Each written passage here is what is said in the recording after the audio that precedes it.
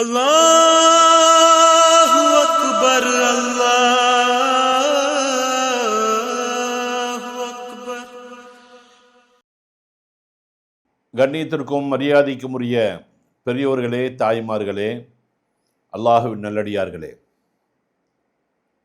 இன்னும் ஓரிரு நாட்களில் ரமலான் வர இருக்கிறது.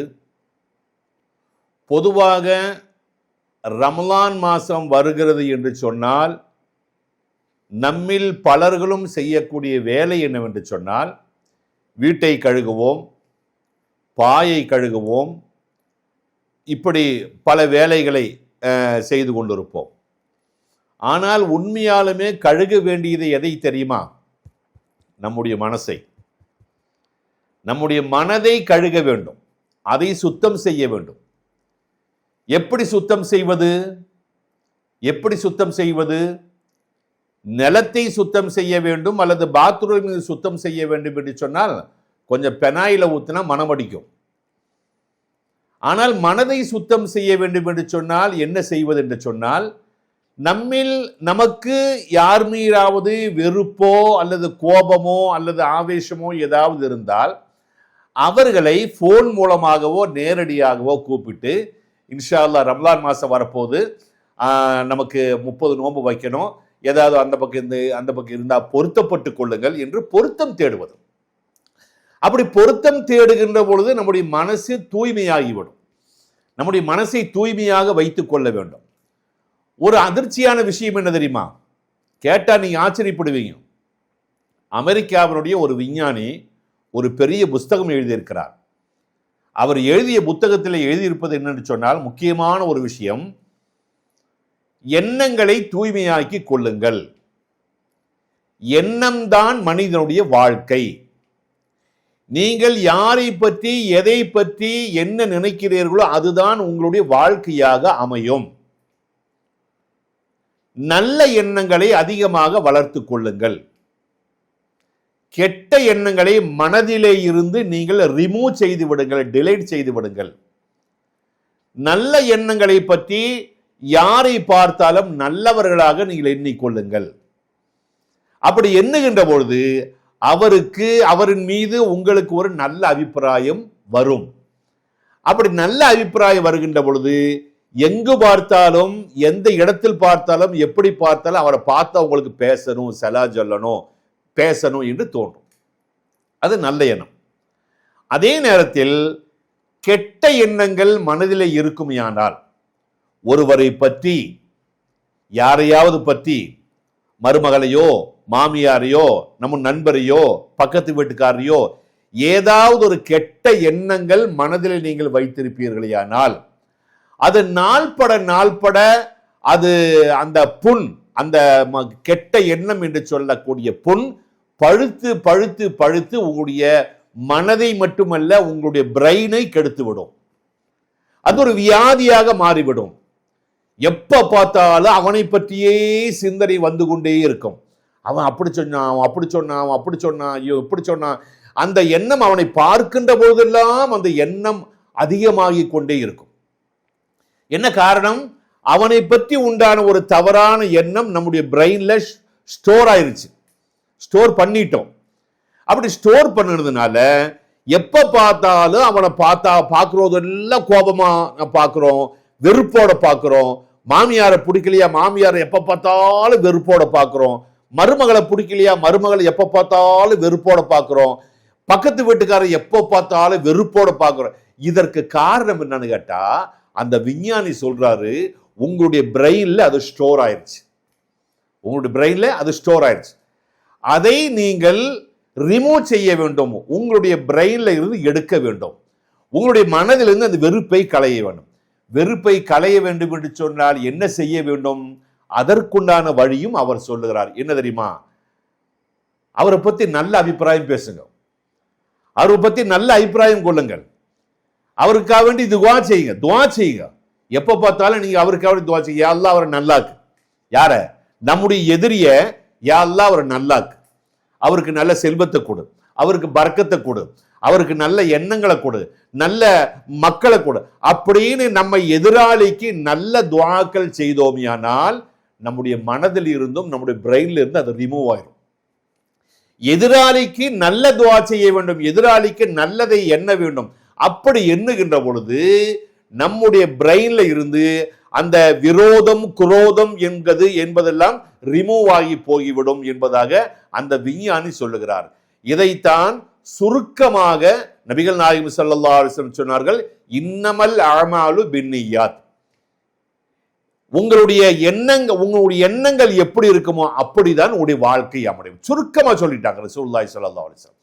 அதனால நம்முடைய எண்ணங்களை ரமலான் வருவதற்கு முன்னதாக யாரை பற்றி எல்லாம் என்னென்ன குரோதங்கள் என்னென்ன கோபங்கள் கொண்டிருக்கிறோமோ அந்த கோபத்தை பூரா தீர்த்து, அவரின் மீது இருக்கக்கூடிய அந்த அபிப்பிராய வித்தியாசங்கள் எல்லாம் தீர்த்து நல்ல எண்ணங்களோடு நாம் ரமலானை வரவேற்க வேண்டும். எச்சி தட்டுல யாரும் சாப்பிட மாட்டோம். எச்சி தட்டு, அந்த தட்டை கழுகாம அதுல சாப்பாடு போட்டு சாப்பிடுவோமா நம்ம? அதே மாதிரி தான் நம்முடைய மனசு பூரா எச்சம் அடைஞ்சிருக்குது, குப்பை நிறைஞ்சிருக்குது, கெட்ட எண்ணங்கள் நிறைஞ்சிருக்குது. அதை கழுகணும். அதை கழுகி சுத்தப்படுத்துறதுக்கு பின்னால அந்த தூய்மையான எண்ணத்தோடு ரமலானை வரவேற்க வேண்டும். காரணம் ரமலான் என்கக்கூடிய அந்த நோன்பு என்பது ஒரு புனிதமான அமல், ஒரு புனிதமான அமல். எந்த அளவுக்கு புனிதமான அமல் என்று சொன்னால் உங்களை சொர்க்கத்திற்கு கொண்டு செல்லக்கூடிய ஒரு அமல். நாளை அல்லாஹு தாலாவிடத்தில் இந்த நோன்பு சொல்லுமாம், யா அல்லாஹ் எனக்காக வேண்டி இவன் நோன்பு நோற்றான். பக்குவமாக பேணுதலாக பயபக்தியோடு நோன்பில் என்னென்ன செய்ய வேண்டுமோ அதையெல்லாம் செய்து இவன் நோன்பு வைத்திருக்கிறான். அதனால எங்கூட இவனுக்கு சொர்க்கத்துக்கு அனுப்பு, ரய்யான் என்று கூடிய சொர்க்கத்துக்கு அனுப்பு என்று நோன்பு அல்லாஹு தாலாவிடத்தில் மன்றாடும் என்று சொன்னார்களே, அப்படிப்பட்ட நோன்பாக ஆக வேண்டும் என்று சொன்னால் நம்முடைய மனசை கிளீன் ஆக்கணும், நம்முடைய மனசை தூய்மையாக்கணும். தூய்மையாக்கணும்னு சொன்னா என்ன செய்யணும்? யார் மீது எல்லாம் நாம் விரோதங்கள் கொண்டிருக்கிறோமோ அந்த விரோதங்கள் கொண்டவரிடத்தில் நட்பு கொள்ள வேண்டும், அவருக்காக துஆ செய்ய வேண்டும். அப்படி செய்தோம் என்று சொன்னால் நம்முடைய மனசில் இருக்கக்கூடிய எல்லா கலங்கங்களும் கரைகளும் பாவங்களும் எல்லாம் நீங்கிவிடும். அதனால நாம் செய்ய வேண்டிய காரியங்களில் ஒரு சில காரியங்களை பற்றி இன்ஷா அல்லாஹ் உங்களுக்கு அடுத்த எபிசோட்ல விளக்கமாக சொல்லி காட்டுகிறோம். அதாவது நம்மள்ட்ட இருக்கக்கூடிய தப்பு என்னன்னு கேட்டா ஹசது, அதாவது பொறாமை, அடுத்தவர்களை பற்றி உண்டான பொறாமை. இந்த அடுத்தவர்களை பற்றி பொறாமை இருக்கா இல்லையா, அது ரொம்ப பெரிய பாவம். நல்லா புரிஞ்சுங்க. இந்த ஹசது என்று சொல்லக்கூடிய பொறாமை என்பது ரொம்ப பெரிய கொடிய வியாதி. அடுத்தவனை பற்றி பொறாமைப்படுவதற்கு நமக்கு என்ன அருகதை இருக்கிறது, தகுதி இருக்கிறது, அதை நம்ம சொல்லுங்க. அடுத்தவன் கார் வாங்கினா, வீடு வாங்கினா, அல்லது கல்ஃபுக்கு போன, துபாய்க்கு போனா, அல்லது வேற யாராவது செஞ்சான், அவன் நல்லாயிட்டான். இவன் நல்லாகிறதுக்கு காரணம் ஐயா நம்மள பணம் கொடுத்தோம், நம்ம பாக்கெட்ல இருந்து நம்ம ஜோப்ல இருந்து நம்ம பணம் கொடுக்கல, அல்லாஹ் அவனுக்கு கொடுத்தா நல்லாயிட்டான். அதை பார்த்து நீங்க பொறாமைப்பட்டு என்ன காரணம்? இந்த பொறாமை என்பது இருக்குது இல்லையா, அது ஒரு தீ, அது ஒரு நெருப்பு. அந்த நெருப்பு உங்களை அழித்து விடும். ஆகவே பொறாமை என்கக்கூடிய குணத்தை இந்த மனதிலே இருந்து கழுகி தூய்மையாக்கி விட வேண்டும், சுத்தப்படுத்தி விட வேண்டும்.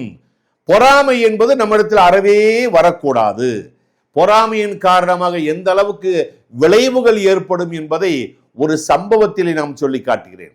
அதாவது யாக்கூப் நபி அலைஹிஸ்ஸலாம் அவர்களுக்கு 12 மக்கள், 12 மக்கள்ல லாஸ்ட் பையன் தான் யூசுப் நபி அலைஹிஸ்ஸலாம். இந்த யூசுப் நபி அலைஹிஸ்ஸலாம் அவர்கள் ஒரு கனவு காணுகிறார்கள். அந்த கனவை பற்றி தன்னுடைய தந்தை யாக்கூப் இடத்துல சொல்லுகிறார்கள்.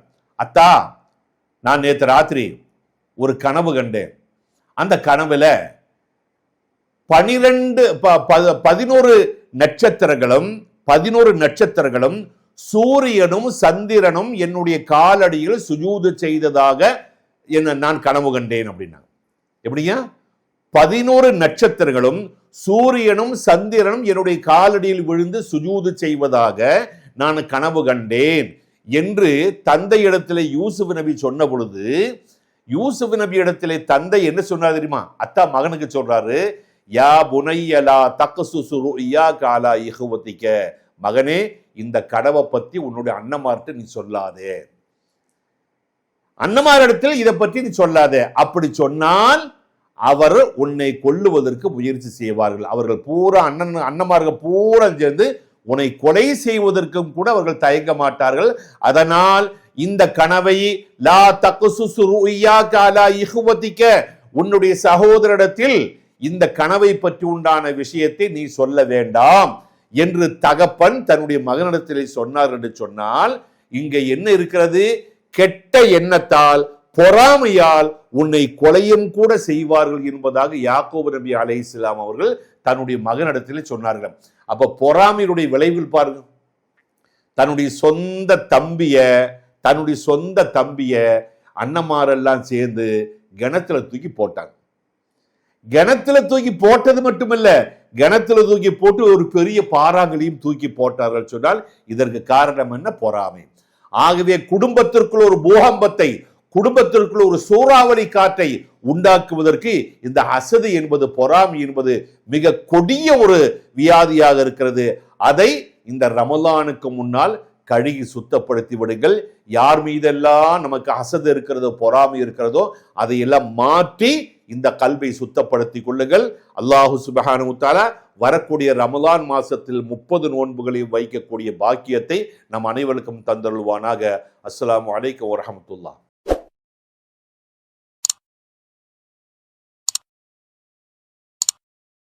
Allah